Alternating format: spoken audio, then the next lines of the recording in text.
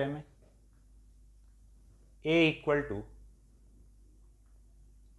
5k by 7m into x. A proportional to x आ गया। ये जो प्रोपोर्शनलिटी कांस्टेंट है ये ओमेगा स्क्वायर है। Omega is under root 5k by 7m।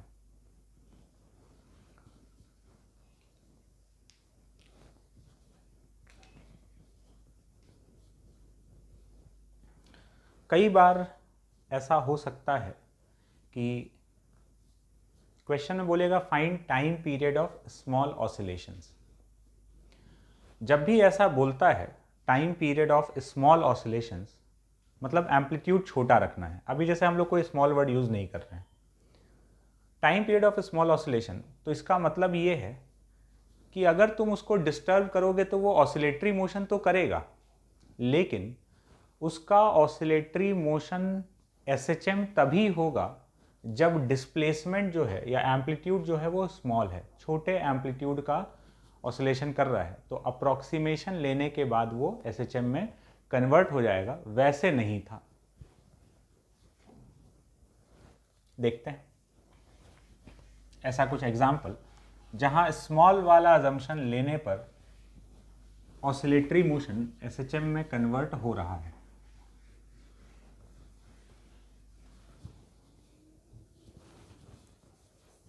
जैसे इसी में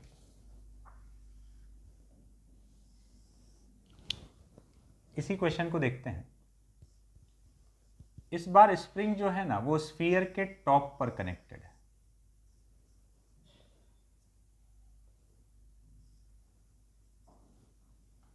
मास एम, रेडियस आर, और ये वही सॉलिड स्फीयर है।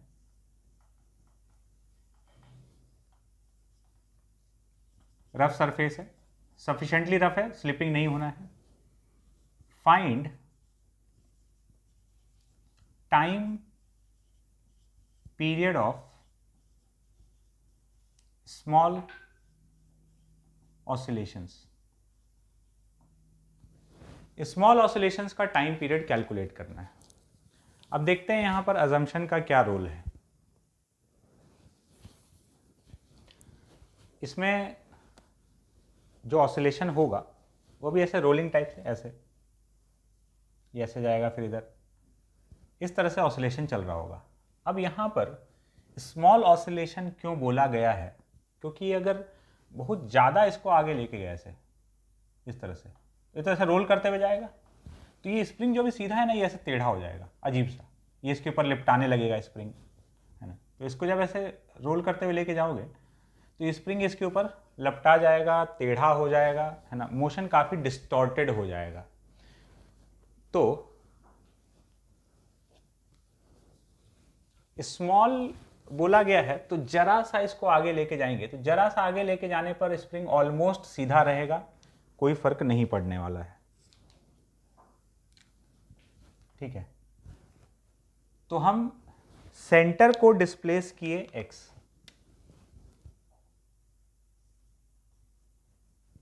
तो ये वापस आएगा a एक्सेलरेशन से, x छोटा है ना। अब समझना, अगर सेंटर x डिस्प्लेस हुआ है ना, FBD बनाते हैं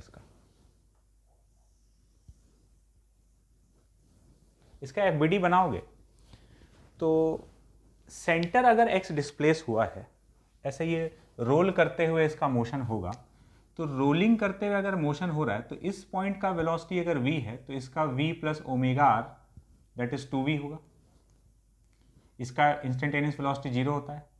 तो अगर ये x आगे गया है तो डेफिनेटली ये कितना गया होगा, ये 2x आगे गया होगा। तो जब हम ऐसे रोल कराते हुए इसको x आगे लेके जाएंगे तो टॉप मोस्ट पॉइंट का डिस्प्लेसमेंट आगे की तरफ 2x के बराबर होगा, मतलब स्प्रिंग का जो एक्सटेंशन है वो 2x है। और स्प्रिंग अभी भी ऑलमोस्ट सीधा ही है क्योंकि x बहुत ही स्मॉल डिस्प्लेसमेंट है।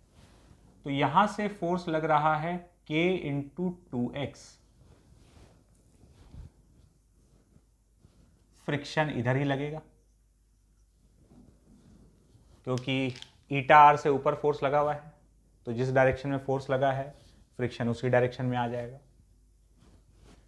वैसे कोई इधर भी लगा देगा तो कोई फर्क नहीं पड़ेगा, फ्रिक्शन को एलिमिनेट होना है। बट वास्तविकता में तो बात यह है कि फ्रिक्शन इसी साइड में लगने वाला है। एक्सेलरेशन जो है वो a और एंगुलर एक्सेलरेशन अल्फा, इसका वैल्यू a/r के बराबर। तो स्मॉल ऑसिलेशन वाला अजम्पशन यहीं पे यूज हो चुका है पहले ही, तभी ये स्प्रिंग सीधा है, नहीं तो टेढ़ा हो चुका होता। F + 2kx = ma। टॉर्क का इक्वेशन लिखेंगे इसके अबाउट, तो 2kxr minus F × r is equals to 2/5mr² into alpha. Alpha का वैल्यू a/r, पूरे में से r कैंसिल होगा, 2kx minus f is equals to 2/5ma। ये हो गया सेकेंड इक्वेशन। 1 + 2 कर देते हैं। 1 + 2 कर देंगे तो ये f कैंसिल, इधर आ जाएगा 4kx इज इक्वल्स टू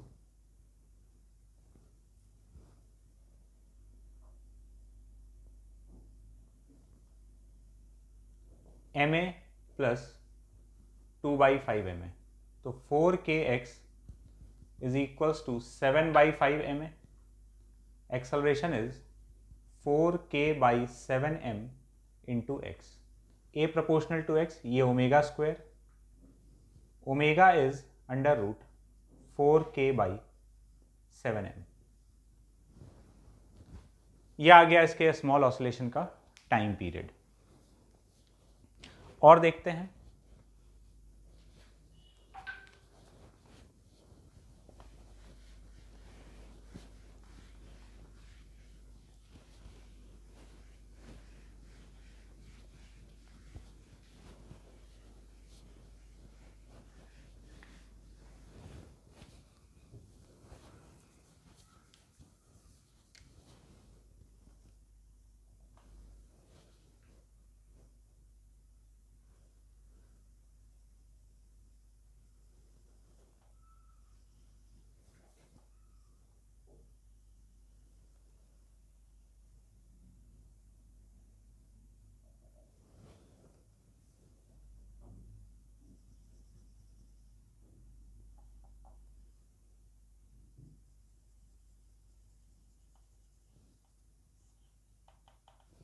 जैसे वर्टिकल प्लेन में ये पार्टिकल 3 स्प्रिंग्स के साथ कनेक्टेड है,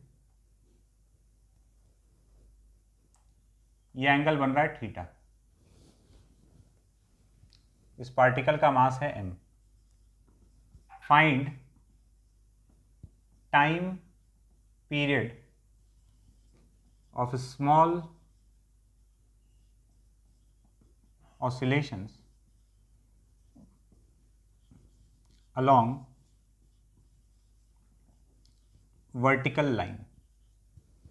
इस वर्टिकल लाइन के अलॉन्ग स्मॉल ऑसिलेशन का टाइम पीरियड कैलकुलेट करना है। सॉल्व करते हैं।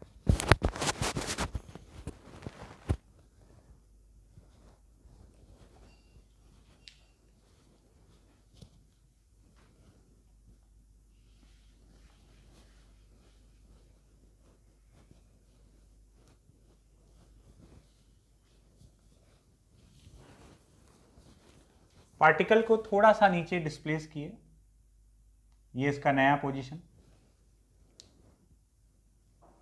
तो स्प्रिंग इस पोजीशन में आ जाएगा।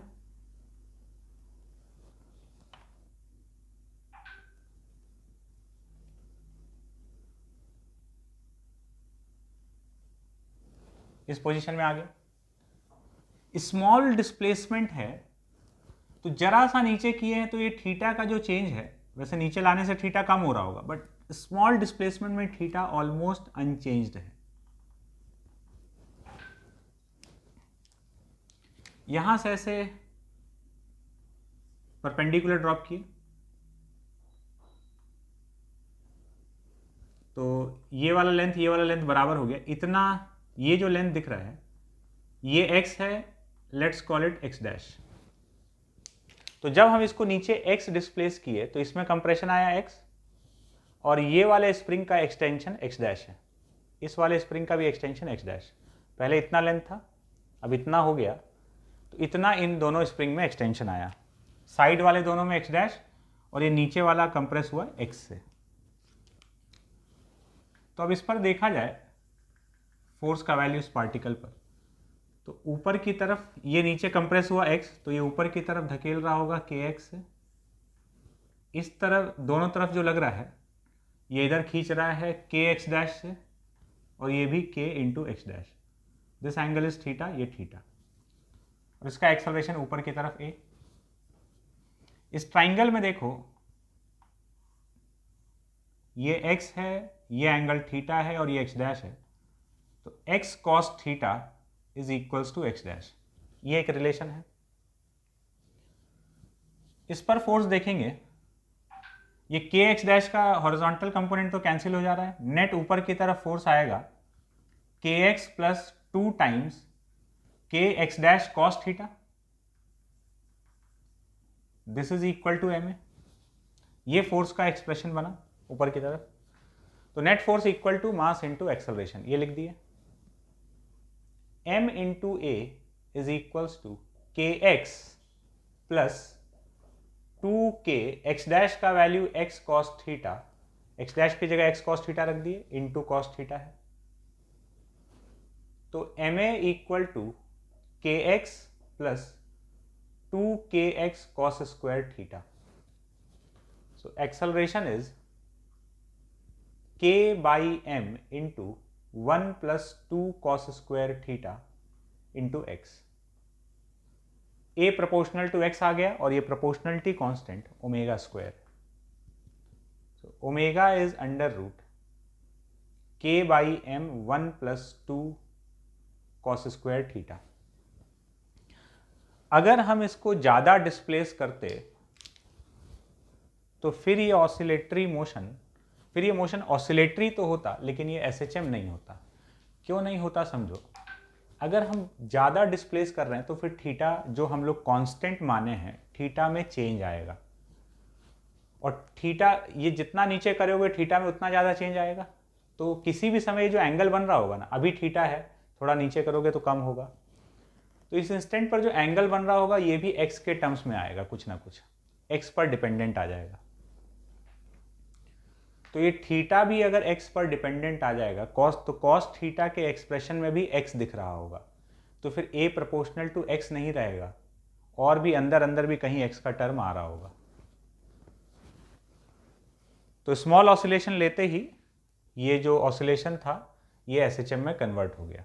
तो जब भी ये बोला जा रहा है स्मॉल ऑसिलेशन का टाइम पीरियड, मतलब समझ जाओ कि वो नॉर्मली वो ऑसिलेटरी मोशन SHM नहीं है, बट अजम्पशन लेने के बाद वो SHM में कन्वर्ट हो जा रहा है।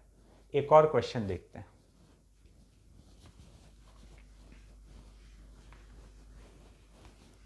इसमें टॉर्क का बात होगा। अभी तक हम लोग लीनियर SHM टाइप का सिचुएशन देख रहे हैं, जिसमें एक लाइन के अलोंग कर रहा है,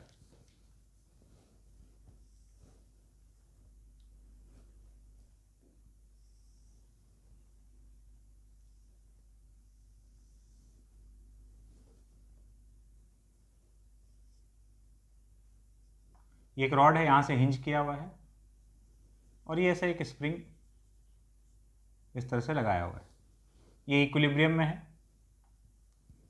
मास m length l, find time period of small oscillations.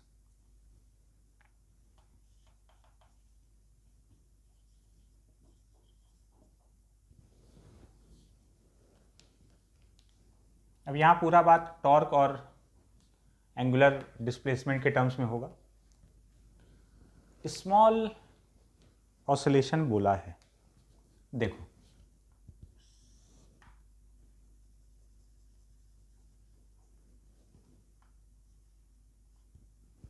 इसको यहाँ से थोड़ा सा डिस्प्लेस किया थीटा एंगल से, एकदम स्मॉल एंगल है, थीटा एंगल से डिस्प्लेस किया तो ये जरा सा ऊपर जाएगा, है ना, जितना हम लोग दिखा रखे हैं उतना भी नहीं है ना, जरा सा डिस्प्लेस किया है तो ये यहाँ पर इस तरह से बहुत स्मॉल, ये फिक्स है और बहुत स्मॉल ऑसिलेशन, बहुत स्मॉल एम्पलीट्यूड का ऑसिलेशन कर रहा होगा, एंगुलर एसएचएम हो रहा होगा इसका यहाँ पर। ये वाला कितना हो जाएगा, एल थीटा, और ये वाला एंगल 90 डिग्री है, ठीक है। तो समझो एकदम जरा सा डिस्प्लेस किए हैं ऊपर, तो सो दैट अभी भी ये एंगल ऑलमोस्ट कितना है 90, इसमें कोई सिग्निफिकेंट चेंज नहीं आया, dx एक तरह से ऊपर किए हैं। तो अब अगर देखें तो रॉड पर ये जो फोर्स लग रहा है कितना, k into L theta, almost ये 90 डिग्री ही है। तो अब इसके अबाउट टॉर्क देखेंगे तो टॉर्क कितना हो जाएगा, के L theta into L. mg का टॉर्क नहीं लिख रहे, इसके सेंटर ऑफ मास पर mg लग रहा होगा, वो तो पहले भी लग रहा था। तो डिस्प्लेस करने के बाद जो भी एक्स्ट्रा फोर्स या टॉर्क आता है उसको कंसिडर कर रहे हैं। तो एल थीटा, इसमें स्प्रिंग में एक्सटेंशन आया तो कितना फोर्स लगा रहा है, के एल थीटा, तो टॉर्क कितना हो जाएगा, फोर्स इंटू परपेंडिकुलर डिस्टेंस। तो एक चीज देख रहे हो कि टॉर्क प्रोपोर्शनल टू थीटा आ गया, जैसे F प्रोपोर्शनल टू x आता है वैसे यहां पर torque proportional to theta. Definitely ये एसएचएम कर रहा है।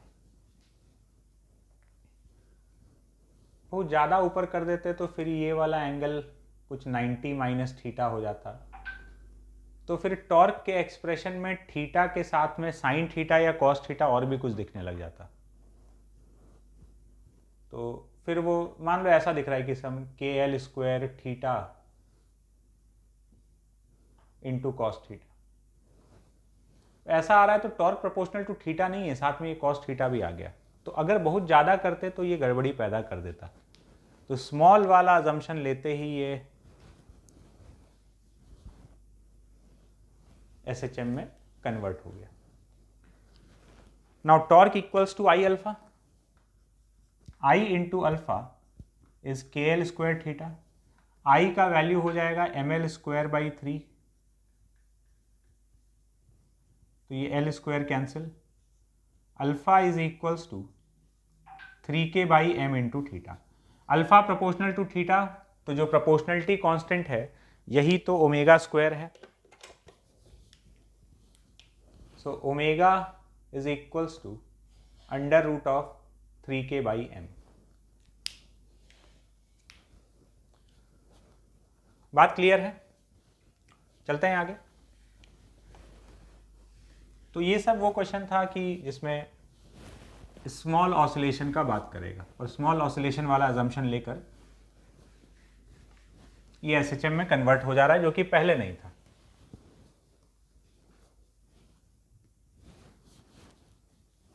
फिर अपना एक स्पेशल टाइप का सिस्टम है जिसको हम लोग पहले भी देखे हैं,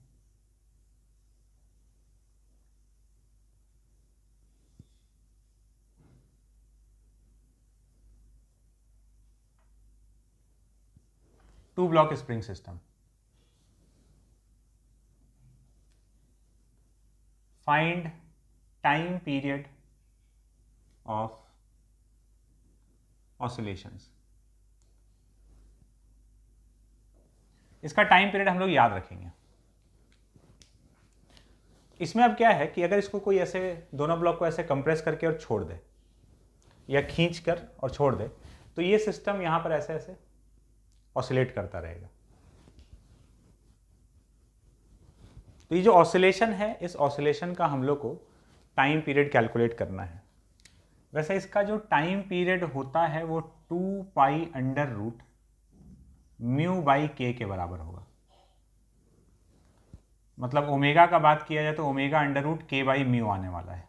जैसे रूट के बाई एम आता है ना, तो K by mu, where mu is reduced mass, m1 m2 upon m1 plus m2। निकाल कर देखते हैं।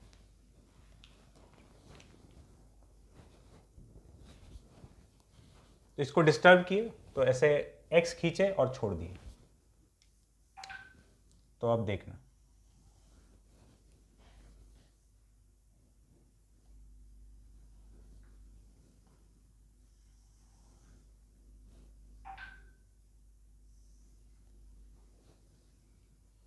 ये M2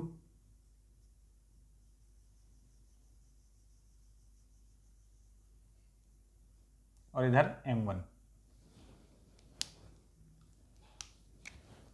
ये अपने मीन पोजीशन से x1 इधर गया, इसका एक्सेलरेशन a1 इस तरफ, ये अपने मीन पोजीशन से x2 इस तरफ गया, इसका एक्सेलरेशन a2।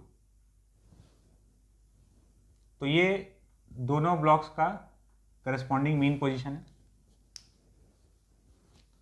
तो हम किसी भी एक ब्लॉक को पकड़कर अगर लिख लें तो अपना काम हो जाएगा, इधर a1 प्रोपोर्शनल टू x1 या फिर a2 प्रोपोर्शनल टू x2, किसी भी एक को लिख लें। दोनों का टाइम पीरियड तो सेम है, एक ही सिस्टम है ये। तो किसी भी एक ब्लॉक को देखकर हम लोग कार्यक्रम कर लें, इसमें करते हैं। M1 को पकड़ लेते हैं।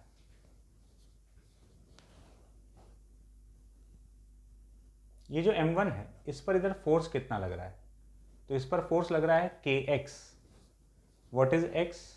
x is x1 plus x2। Spring का एक्सटेंशन तो x1 प्लस x2 के बराबर है। स्प्रिंग इधर फोर्स दे रहा है kx और इसका एक्सेलरेशन है a1। तो kx is equals to m1 into a1। हमको a1 प्रोपोर्शनल टू x1 चाहिए या फिर a2 प्रोपोर्शनल टू x2 चाहिए। a1 प्रोपोर्शनल टू x नहीं चाहिए, तो अब हमको किसी तरीके से x की जगह x1 लेके आना है। एक रिलेशन तो मालूम है x और x1 में, एक और रिलेशन लिख लेते हैं। अब देखो, ये सिस्टम को ऐसे खींच कर छोड़ा गया ना, यहां से छोड़ दिए। अब छोड़ दिए तो ये सिस्टम ऑसिलेट करता रहेगा। सिस्टम पर कोई भी एक्सटर्नल फोर्स नहीं है, समझे? इसको यहां से ऐसे खींचा गया और अब छोड़ दिया गया, तो ये सिस्टम ऐसे ऑसिलेट कर रहा होगा। कोई एक्सटर्नल फोर्स नहीं है। सेंटर ऑफ मास का एक्सेलरेशन 0 है, सेंटर ऑफ मास का वेलोसिटी 0 है। तो डेल्टा एक्स सी एम ये 0 होगा। डेल्टा एक्स सी एम 0 है, तो जब ये वापस लौटेगा या ये उधर गया है तो इसका कितना डिस्प्लेसमेंट हुआ? x1। तो m1 इंटू x1,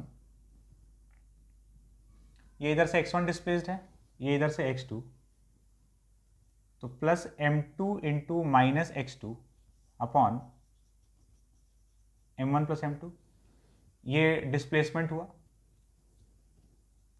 और ये किसके बराबर? 0। सेंटर ऑफ मास का डिस्प्लेसमेंट हम लोग 0 कर दिए, क्योंकि सिस्टम को खींच के छोड़े तो इसके पास कोई भी एक्सटर्नल फोर्स नहीं है और शुरुआत में सेंटर ऑफ मास के पास वेलोसिटी भी नहीं है। तो ये आएगा, इधर उधर कर रहा होगा, तो इस प्रोसेस में सेंटर ऑफ मास का डिस्प्लेसमेंट 0। तो यहां से मेरे पास x2 का वैल्यू आ गया m1 x1 बाई m2, ये आया। इसको यहां रख देते हैं, तो x is equals to x1 plus m1 x1 by m2। तो x का वैल्यू आ गया m1 plus m2 by m2 into x1। ये x का value in terms of x1 यहां रख देते हैं, k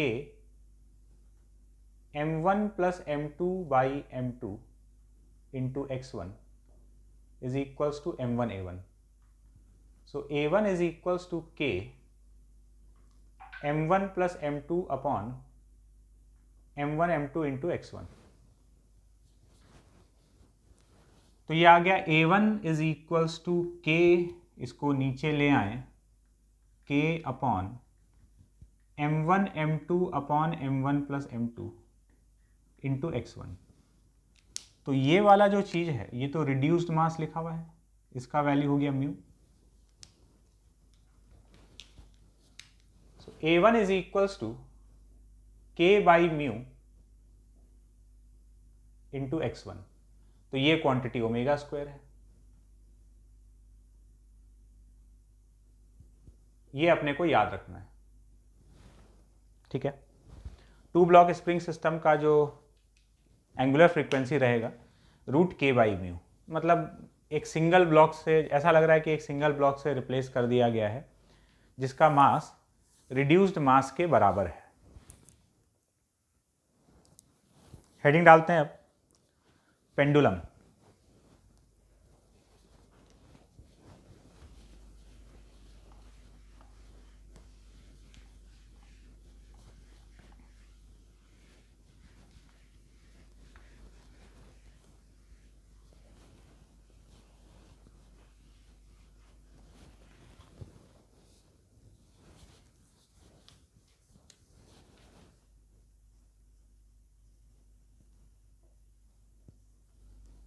चार प्रकार का पेंडुलम होता है।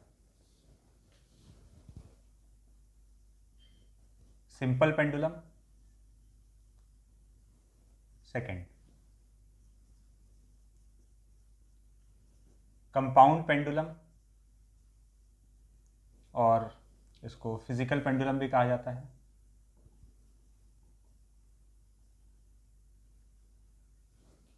थर्ड टॉर्शनल पेंडुलम,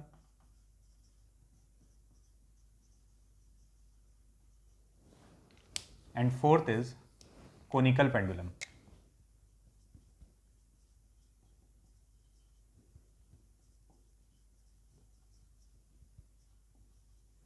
ये चार प्रकार का पेंडुलम है। इसमें से हम लोग इस चैप्टर में 3 प्रकार का डिस्कस करने वाले हैं।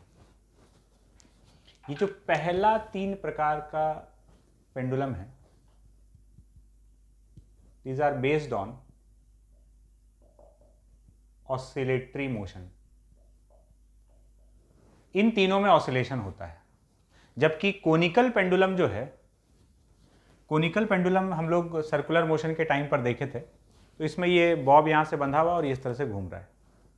तो इसमें जो इसका जो पार्टिकल है या जो बॉब है वो सर्कुलर मोशन कर रहा है, मतलब एक पीरियोडिक टाइप का मोशन हो रहा है। ये ऑसिलेटरी मोशन पर बेस्ड नहीं है।